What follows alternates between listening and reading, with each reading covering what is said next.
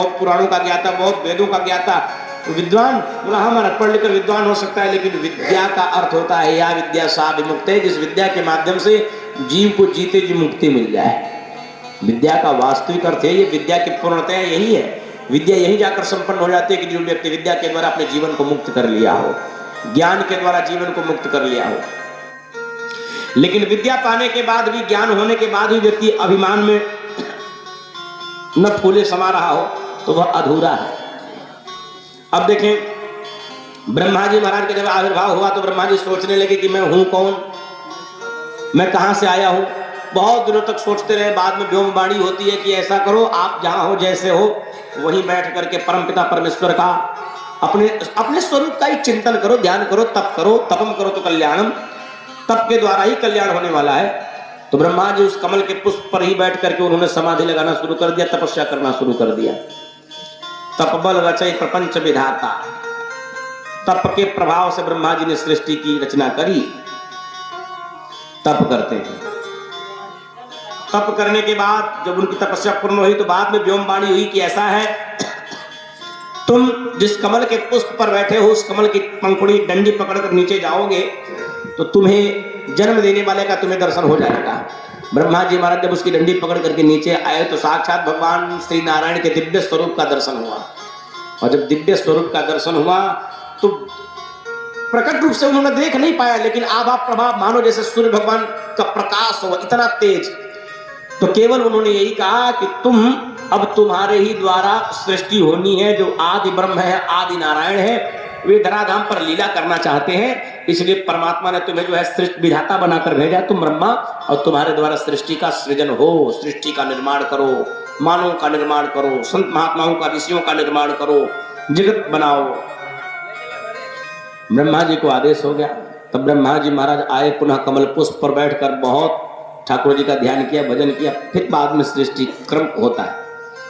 हम लोग अंग्रेजी में भगवान को कहते हैं गॉड, गॉड माने ईश्वर, और GOD गॉड, गॉड माने ईश्वर होता है। तो G से जनरेटर, O से ऑपरेटर, और D से डिस्ट्रॉय। G से जनरेट करने वाले ब्रह्मा जी, O से ऑपरेट करने वाले भगवान विष्णु, और D से डिस्ट्रॉय करने वाले भगवान महादेव। शंकर भगवान संहार के देवता है, भगवान विष्णु पालक है, ब्रह्मा जी जनरेट करते हैं सृष्टि का। तो ब्रह्मा जी सृष्टि का जनरेट करने लगे, सृष्टि उत्पन्न करने लगे। बोली हनुमान जी महाराज की। तो सबसे पहले ब्रह्मा जी के द्वारा 4 पुत्रों का आगमन होता है। ब्रह्मा जी के अंग उपांगों से, बोली हनुमान जी महाराज की। ब्रह्मा जी के अंग उपांगों से 10 पुत्र उत्पन्न होते हैं, जिसमें सबसे छोटे नारद जी, और सबसे बड़े कौन? सनातन, सनत कुमार, सनक और सनंदन, 4 भाई। तो चारों को जब प्रकट किया तो चार ये सनातन, सनत कुमार, सनक और सनंदन क्या है? बोला चतुर्मुखी ब्रह्मा, यानी चतुर्वेदी चतुर्मुखी ब्रह्मा के ये 4 उपवेद हुए। 4 उपवेद, सनातन, सनत कुमार, सनक और सनंदन, ये चारों लोग जब प्रकट हुए तो ब्रह्मा जी से लोगों ने पूछा कि हे पिताजी, हम सबों को प्रकट करने का कारण? तो उन्होंने कहा कि आप सब हमारी सृष्टि में सहयोग करो, मेरी सृष्टि में सहायता करो, तुम लोग मानवों का निर्माण करो, संसार बनाओ, जीवों का निर्माण करो। वे चारों लोग चाहते नहीं थे सृष्टि करना, क्योंकि वे जानते थे कि यदि हम सृष्टि क्रम में लग जाएंगे तो जीवन इसी में बीत जाएगा, तो प्रभु का भजन कब होगा? जिस विधाता ने, जिस नारायण ने हम सभी को जन्म दिया, उसका भजन कब? इसीलिए उन चारों भाइयों ने बड़ा सुंदर एक उदाहरण दिया। मच्छर देखिए, चारों भाई पिताजी ब्रह्मा जी से कहने लगे कि पिताजी एक बात बताएं। चारों भाइयों ने ब्रह्मा जी से कहा कि एक 9 दाम्पत्य जीवन था। एक कोई राजा थे, पत्नी से विवाह कर घर लाने के बाद मात्र कुछ दिन घर रहा, रहने के बाद परदेश जाने लगे। तो वे अपनी पत्नी से कह दिए कि देखो, अब तो हम जा रहे हैं, और हम यदि वर्ष भर के अंदर न आवे, यानी हमारे आने में अगर वर्ष भर के अंदर हम न आवे तो तुम्हें काम करना। बोला तुम दूसरा कोई युवक देख करके विवाह कर लेना है। हाँ, उन राजा ऐसा कह करके वो चले गए प्रदेश। लेकिन पातिव्रत धर्म के अनुसार वह स्त्री इतनी पतिव्रता थी कि पतिव्रता धर्म का निर्वहन करते हुए 1 वर्ष तक अपने पति की पूजा करके उनकी प्रतीक्षा करती हैं। 1 वर्ष अब समाप्त होने को था, मात्र 2, 4, 5, 10 मिनट के समय बचे होंगे।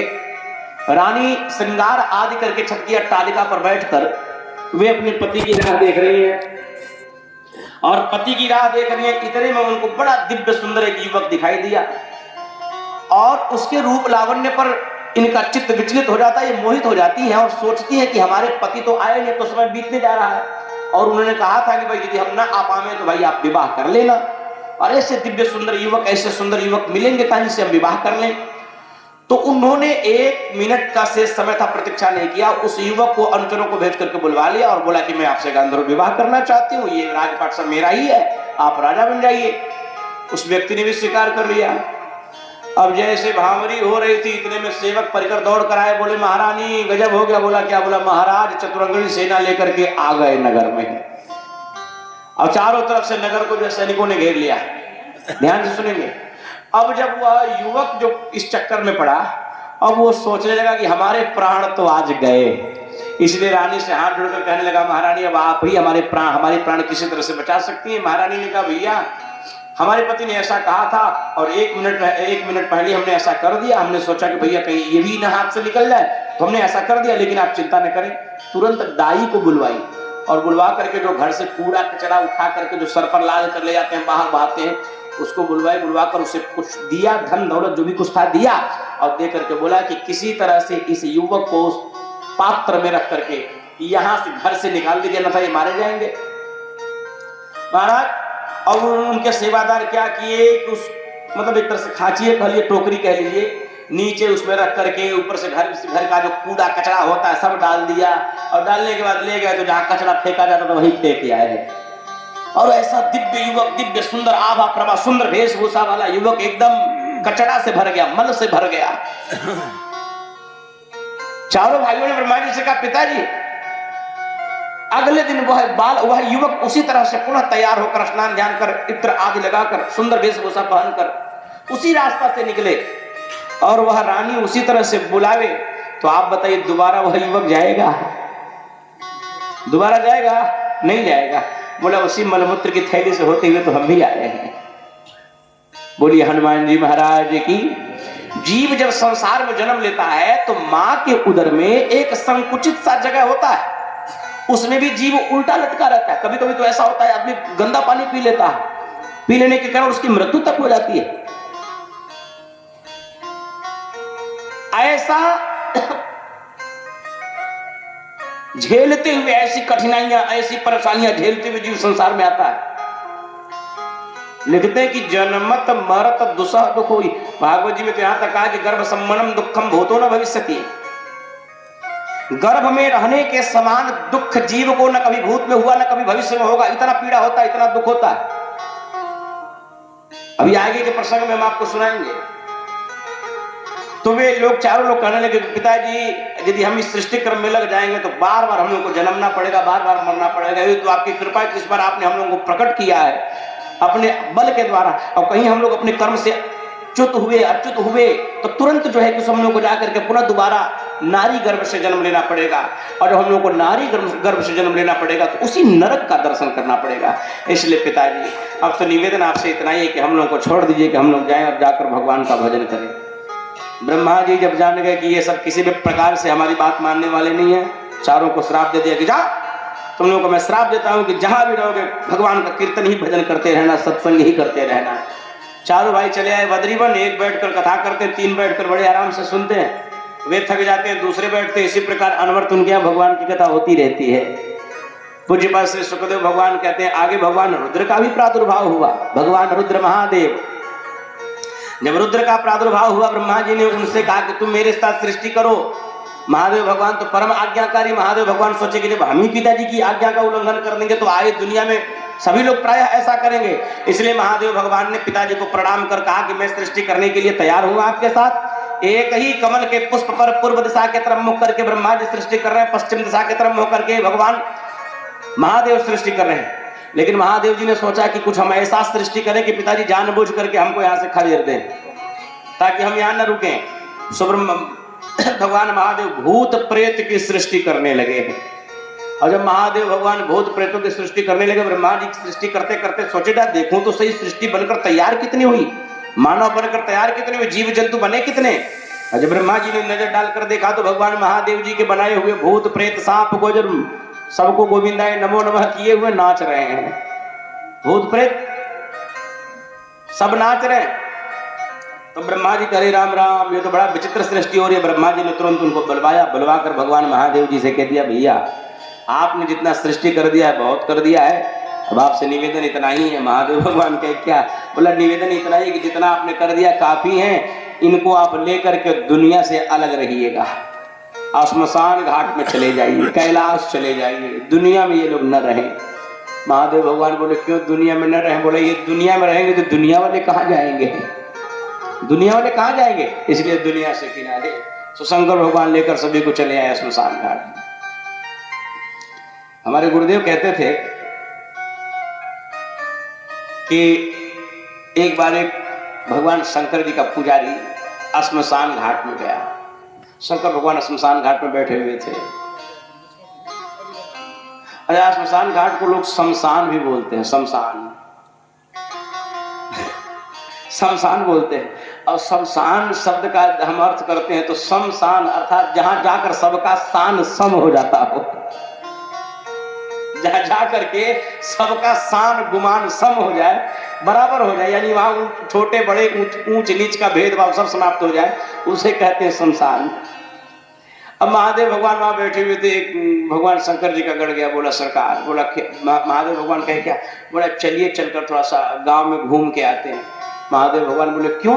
बोला अरे आपके भगत जगत लोग बड़ी जल चढ़ाते हैं सवेरे सवेरे, हर हर महादेव, तो चलिए नगर घूम करके आया जाए। महादेव भगवान बोले अच्छा एक बात बताओ, हम लोग यहाँ से चले तो क्या जरूरी है कि सारे हमारे पुजारी घर पर मिल जाएंगे? अरे कुछ मिलेंगे, कुछ बाजार गए होंगे, कुछ कहीं गए होंगे। उसने बोला हाँ ये तो बात है।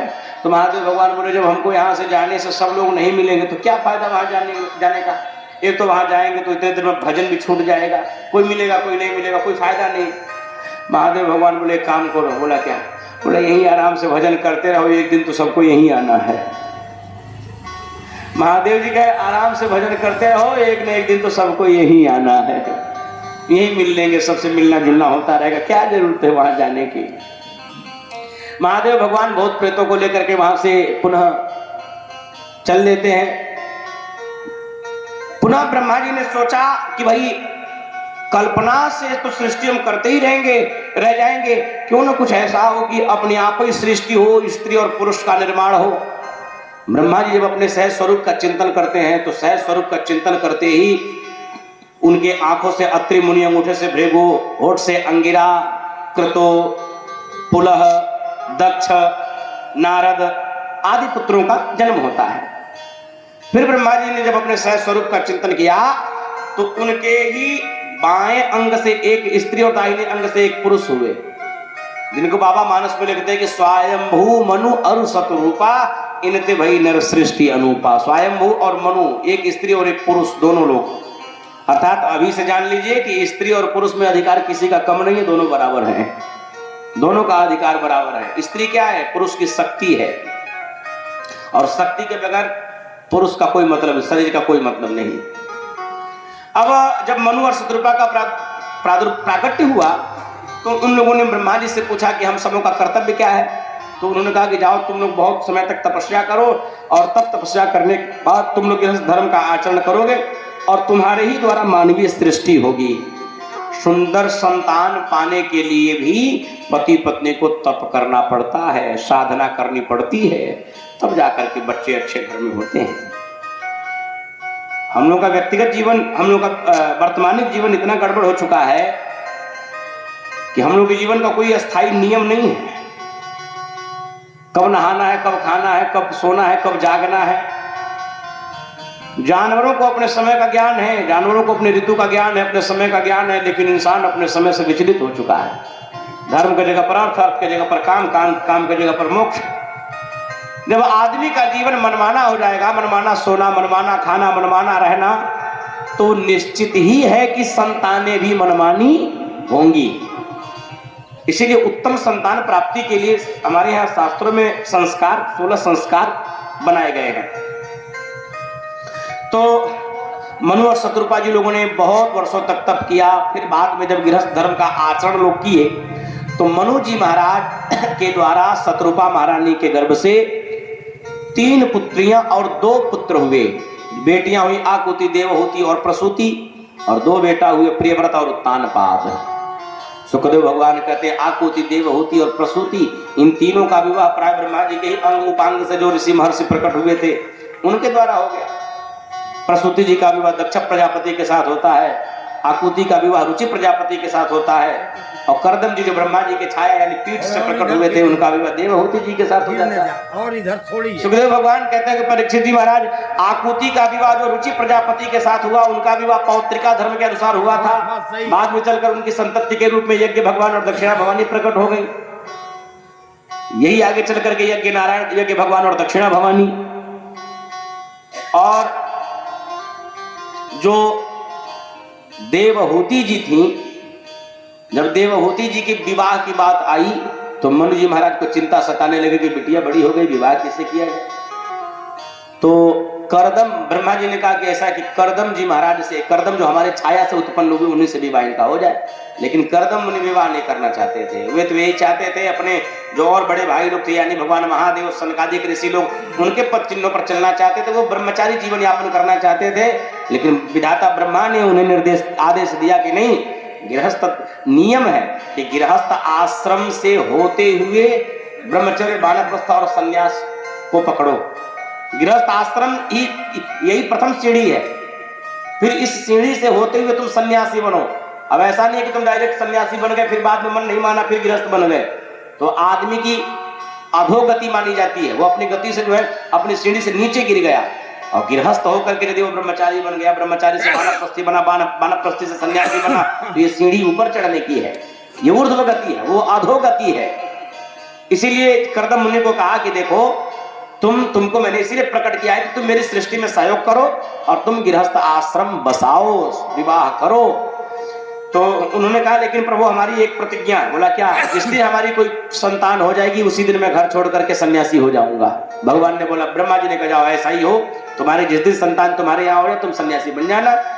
बाद में जाकर के देवहूति जी के द्वारा करदम मुनि का विवाह हो गया और करदम मुनि देवहूति जी के द्वारा गृहस्थ धर्म का आचरण करते हुए वर्षों तक, कई हजार वर्षों तक दिव्य भोगों को भोगते हैं।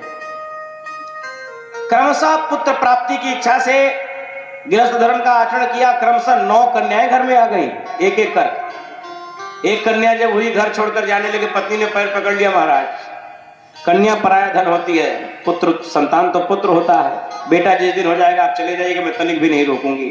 घर में 9 कन्याएं आ गई।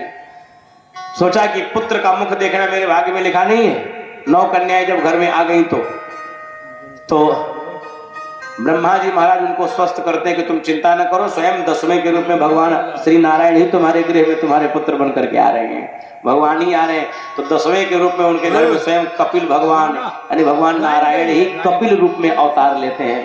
प्रेम से बोलिए कपिल भगवान की। स्वयं भगवान ही कपिल बन करके उनके गृह में आ गए। अच्छा एक और देखें, आजकल भी जिनके यहाँ 2-3 बेटियां हो जाती हैं, जिनके यहाँ 2-3-4 बेटियां हो जाएं, तो जिसने जन्म दिया है वे माँ बाप तो नहीं कुछ कहते, लेकिन पड़ोसी का हाथ जरूर उसके जो है कपार उसके माथे पड़ जाता है। अरे राम राम राम, इनके घर 3 बेटियां, ये कैसे विवाह करेंगे, कैसे जीवन इनका चलेगा। जिसके यहाँ है उसको कोई टेंशन नहीं, कोई चिंता नहीं, कर दीजिए ना, लेकिन बेचारा पड़ोसी परेशान है। झगड़ा छुआ हो। अरे भाई शास्त्र कहता है, नीति कहती है कि जब दांत न थे तब दूध दियो, अब दांत जो है तो अन्न भी दही है, और जल में थल में पशु पक्षी में सबकी सुधि लेत है तोरी लई है। रे मन मूर्ख सोच करे क्यों, सोच करे कछु हाथ नहीं है। निर्विदाता ने जन्म दिया है वो व्यवस्था भी करता है। एक संत कहते हैं कि चिंता करे बलाय हमारी इस झूठे जगजाल की, अरे बलिहारी बलिहारी बोलो बलिहारी गोपाल की। गया यहाँ का जिस मालिक ने जन्म दिया है अन्न वस्त्र भी देवेगा, तन ढकने को छत देवेगा, खबर हमारी लेवेगा। निर्भय हो डोलो इस मन में, छोड़ो चिंता रोटी दाल की, बलिहारी बलिहारी बोलो, बलिहारी गोपाल की। अरे भाई, जिस विधाता ने जन्म दिया है व्यवस्था भी वो करेगा, नहीं करेगा? करदम जी ने तो पहले ही कह दिया था कि हमारे यहाँ पहली संतान हो जाएगी, घर छोड़ करके हम सन्यासी हो जाएंगे। और जब बेटा घर में आ गए, प्रणाम किए, प्रणाम कर घर छोड़ करके सन्यासी हो गए। 9 कन्याएं। पुनः जो है किसो, जब भगवान कपिल 5 वर्ष के हो जाते हैं, माता देवहूति जी का और कपिल भगवान का बड़ा सुंदर संवाद हुआ है, जिसका कुछ अंश हम आपको बता रहे हैं। कपिल भगवान का और माता देवहूति का बड़ा सुंदर संवाद होता है। जब भगवान 5 वर्ष के हो जाते हैं तो माता जी को पता था कि हमारे घर में भगवान ही आए हैं, क्योंकि पिता ब्रह्मा जी ने पहले ही बता दिया था कि 10वें रूप में तुम्हारे यहाँ पुत्र के रूप में स्वयं भगवान श्री हरि ही आएंगे, जो सांख्य शास्त्र की स्थापना भी करेंगे और घूम घूम करके उस शास्त्र का प्रचार करेंगे। 6 शास्त्र संसार में, सांख्य योग और न्याय, वैशेषिक मीमांसा और वेदांत लखा, ये 6 शास्त्र हैं। सांख्य शास्त्र, योग शास्त्र, न्याय शास्त्र, वैशेषिक, मीमांसा और वेदांत। बाकी षड्दर्शन भी है, निरुक्त, छंद, कल्प, ज्योतिष, व्याकरण आदि। तो सांख्य शास्त्र के आचार्य भगवान कपिल ही हुए। और कपिल भगवान जब 5 वर्ष के हो गए तो माता जी कपिल भगवान को व्यास गद्दी पर बिठाकर माता स्वयं नीचे बैठ जाती हैं, और नीचे बैठकर माता जी अपने पुत्र से ज्ञान ले रही हैं। एक बात हम आपको बता दें, भले ही अपने ही घर का बालक क्यों ना हो, 5 वर्ष का नहीं, कितना ही छोटा हो, यदि वाणी उसकी धर्मयुक्त है उसका सम्मान करिए, उसका मनोबल बढ़ाइए। लेकिन लोग मनोबल उसका बिगाड़ देते हैं। जब कोई बढ़िया बात कहता है, और शहर में तो ठीक है, पढ़े लिखे लोग बच्चों को बोलते हैं राधे राधे बोलो, तो बच्चे राधे राधे बोलते हैं। और गांव देहात में चले जाइए, उनका कल्चर बड़ा अजीब है। अगर जो लड़का 2 दिन राधे राधे बोल दिया तो लोग ये बोलल जाला, ये बोलल जाला, राधे राधे बोलल जाला। एक जो हम देखा नहीं, यही तरह देखा नहीं, हम कहलिए अच्छा था का सिखावल चाहता हूँ, जरा के निमन गाड़ी सुनो चाहता हूँ। और देहात में अगर जो बच्चे गाली देते हैं तो लोग कहते हैं अरे बाबू हमारे गरियावा था, आ वह बाबू जब बुढ़ौती में धई के लाठी गिरा होता तब नीक लगता। अदतिया धरलू तू है, संस्कार दिलू तू है, संस्कार आपने ही दिया। तो पढ़े लिखे में अनपढ़ में तो अंतर तो होता ही है भाई। लेकिन पढ़ने लिखने वालों में भी कुछ लोग ओवर पढ़ लिख लेते हैं, इतना पढ़ लिख लेते हैं कि वो ऊपर चला जाता है, अधिक ऊपर हो जाता है। उतना ही पढ़ा जाए, पढ़ाई लिखाई का भी उतना ही महत्व है कि जितने में संबंधों का निर्वहन ठीक ठाक से हो जाए, है कि नहीं? जय हो। संबंधों का निर्वहन भी ठीक ठाक से हो जाए। हाँ, क्या है?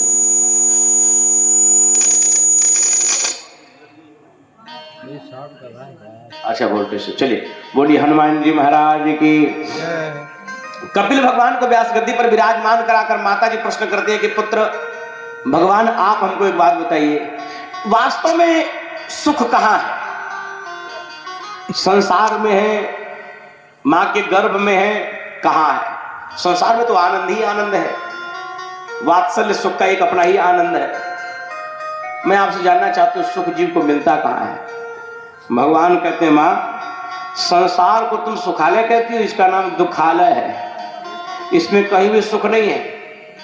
एक घर में 10 लोग रहते हैं, जाकर के पता कर लीजिए उस घर में कितने लोग सुखी हैं। कहते हैं कि कोई तन दुखी, को मन दुखी, को धन बिनु रहत उदास, थोड़े थोड़े सब दुखी, सुखी राम जी के दास। हे माँ, ये संसार दुखालय है, यहाँ हर आदमी दुखित है। किसी को भगवान ने शरीर दिया है तो धन नहीं दिया है, जिसको शरीर और धन दोनों दिया है उसको सही मन नहीं दिया है, जिसको मन और धन दिया है शरीर नहीं दिया है।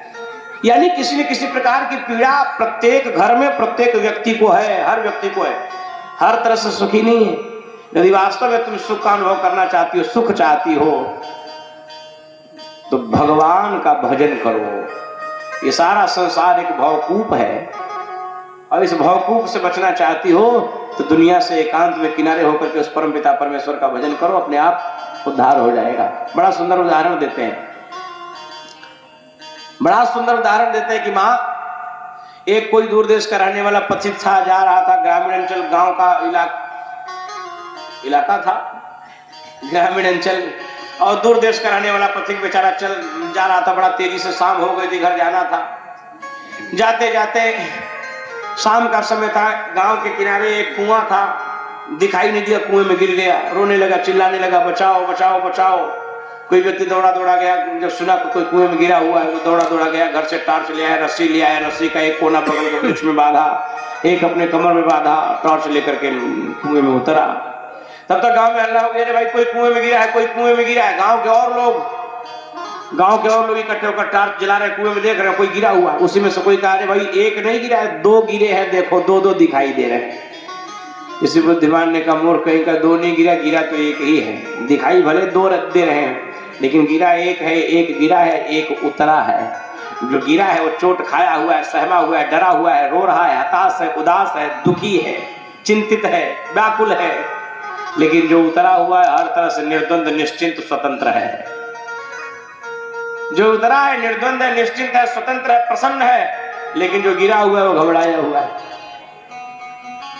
पूज्यपाद श्री कपिल भगवान मां से कहते हैं कि मां, उसी प्रकार ये सारा संसार है भवकूप, और इस भवकूप में हम सभी इंसान अपने कर्मों के कर्म बंधन में बंध करके गिरे हुए। हर आदमी रो रहा है, हर आदमी कहीं न कहीं रो रहा है, हर आदमी झोली फैलाए खड़ा है। कोई तन के लिए खड़ा है, कोई मन के लिए खड़ा है, कोई धन के लिए खड़ा है। तो सारा संसार भवकूप है। इस भवकूप में हम इंसान अपने कर्मों के प्रमाद में बस करके इसमें गिरे हुए, रो रहे, चिल्ला रहे। और इस चिल्लाहट में आवाज यदि उस परमात्मा तक पहुंच गई, सच्चे मन से आवाज वहां तक पहुंच गई, तो वो परमात्मा अपने कमर में भक्ति और भावना की रस्सी बांधकर इस कुआं में छलांग लगाता है। और कभी कभी कृष्ण, राम, परशुराम आदि बनकर धराधाम पर आकर के यहाँ के प्राणियों का उद्धार करता है। माँ कहती है कि एक बात बताए, क्या माँ के उदर में बालक सुखी नहीं रहता है? माँ के पेट में न खाने की चिंता, न सोने की चिंता, न ओढ़ने की चिंता, बिल्कुल निश्चिंत। भगवान कहते हैं माँ, जीव को माँ के उदर में सुख मिलता है। एक तो माँ के उदर में छोटा सा संकुचित सा जगह है, उस छोटे और संकुचित से जगह में व्यक्ति का पैर सर नीचे, माँ के नींद से जगना, माँ के नींद से सोना। कभी कभी तो ऐसा हो जाता है कि माँ कोई खट्टा पदार्थ खा ले तो बच्चा उसी में तड़पता है, शुद्ध पैर न पसार पावे, बोलना चाहे बोल न पावे। हम लोग 5 मिनट के लिए पानी में अगर जो गिर जाएं या फिर डूब जाएं, अफनाहट हो जाती है। और यह जीव तो माँ के उदर में पुरैन के थैली, पानी के थैली में ही रहता है। डॉक्टर साहब बोलते हैं पानी की कमी हो गई, पानी पिया करो अधिक। उसमें यह कैसे स्वतंत्र रहता है, कैसे सुखी रहता है? उस माँ के उदर में उल्टा लटका हुआ पैर, ऊपर संकुचित सा जगह, पैर भी नहीं फैला सकता। कुछ खट्टा तीखा पदार्थ माँ खा लेती है, सीधा असर बच्चे के ऊपर होता है, रो रहा होता है। कभी कभी तो उल्टा पानी पी ले तो जाचक और बच्चा दोनों की मृत्यु हो जाती है। और उसके बाद ये तो गर्भ की पीड़ा है। जब वो माँ बच्चे को जनती है, हजार बिच्छुओं के डंक मारने के बराबर प्रसव की पीड़ा माँ को होती है। तो जन्म देने वाले को भी इतनी पीड़ा, और जो जन्म ले रहा है उसको भी उतनी ही पीड़ा। उसके बाद जीव जब इस संसार में आया तो संसार का एक अपना अलग नियम है। आया छोटा सा है, चारपाई पर लेटा हुआ, नीचे से खटमल काट रहा है, मच्छर काट रहे हैं, रो रहा है, लेकिन पीड़ा इतनी है कि अपनी पीड़ा किसी से कह नहीं सकता। मच्छर काटने से चिल्ला रहा है, लेकिन माँ को लग रहा है कि बेटा जो है भूखा हुआ है, दूध के लिए रो रहा है। भरपेट भले ही पिया हो, मच्छर काट रहा हो, मच्छर के काटने से रो रहा हो, लेकिन माँ को लगता है कि बेटा भूखा, जबरदस्ती उसको पिलाती है। और कभी कभी तो माँ, जब बच्चा रोता है तो माँ समझ लेती है कि अधिक पी लिया है, अपच हो गया है, और वो भूख के कारण रो रहा होता है। तो हे माँ, ये दुख ही दुख व्यक्ति के जीवन का है। ऐसी अवस्था होती है, अबोधप्रद अवस्था होती है कि मलमूत्र आदि तक का कोई ज्ञान नहीं रहता है। धीरे धीरे कर जब जीव बड़ा होता है, 4 वर्ष का हुआ नहीं, शुद्ध मुख से माता और पिताजी नहीं कहना सीख पाया कि माता पिताजी सपना देखने लगे बेटा इंजीनियर बनेगा, डॉक्टर बनेगा, SDM बनेगा, सपना संजोने लगे। और उसी सपने को पूर्ण करने के लिए 4 वर्ष के बच्चे को स्कूल भेजना शुरू कर दिए। और उसी समय से बेचारा 10 किलो का उसका वजन और 15 किलो का बस्ता, न 15 किलो तो कम से कम 10 किलो का वजन तो 4 किलो का बस्ता। और जो मैंने जब 4 किलो का बस्ता पीठ पर पहले ढोना शुरू कर दिया तो उनका शरीर विकास कर पाइए, उनका शरीर विकास नहीं कर पाएगा। अच्छा, इस वर्तमान पीढ़ी ने बच्चों का बचपना गायब कर दिया है। जो ये जनरेशन कंपटीशन का जो जनरेशन चल रहा है, भाग दौड़ है, कितना जल्दी हम पहुंच जाते हैं। इस हमको मतलब ये मेरे व्यक्तिगत विचार है कि इस भाग दौड़ बड़े जीवन में वास्तव में हम लोग अपना जीवन जीना भूल गए हैं, केवल पैसे के चक्कर में। हाँ, पैसा ये हो जाता, ये हो जाता, और जीवन का जो आनंद लेना चाहिए वो आनंद नहीं ले पा रहे हैं। पैसा जरूरी है, सभी के जीवन में जरूरी है, लेकिन जीवन जिसके लिए मिला है वह भी तो प्रमुख है। पैसा क्या करेगा? जीवन भर शरीर बर्बाद कर दीजिएगा, पैसा कमाने के चक्कर में शरीर बर्बाद कर दीजिएगा। पैसा तो खूब कमाइएगा, शरीर बर्बाद हो जाएगी। जब बूढ़ा हो जाएंगे, डॉक्टर के यहाँ जाएंगे, डॉक्टर बोलेगा ये बीमारी हो गई, तो फिर जितना पैसा कमाया था शरीर बचाने में लगा दिया, शरीर बर्बाद कर दिया पैसा कमाने में। अंत में जब शरीर में बीमारियां आ गई तो पैसा बर्बाद कर दिया शरीर बचाने में। अंत में न पैसा ही हाथ लगा न शरीर ही हाथ लगी, दोनों से हाथ धो बैठा। तो क्यों ना थोड़ा सा कम ही जीवन में आवे, लेकिन जीवन का आनंद भरपूर लिया जाए। भगवान ने एक बार मानव बनाकर धरती पर भेजा है, तो मानव बनकर के रहा जाए। इसी धरा पर शरीर पाए, इसी धरा में फिर सब समाए। जो भेजने वाले हैं धरा पर वही तो वापस बुला रहे हैं। रचा है सृष्टि को जिसे प्रभु ने, वही सृष्टि चला रहे हैं। बैठे हैं जो धान की बालियों में, समाए मेहंदी की लालियों में। हर पाते हर गुलशन में समाकर रंग गुल बिरंगे खिला रहे हैं। रचा है सृष्टि को जिस प्रभु ने, वही सृष्टि चला रहे हैं। बोलिए हनुमान जी महाराज की। भगवान कहते वहां, अब देखो जब बच्चा पढ़ने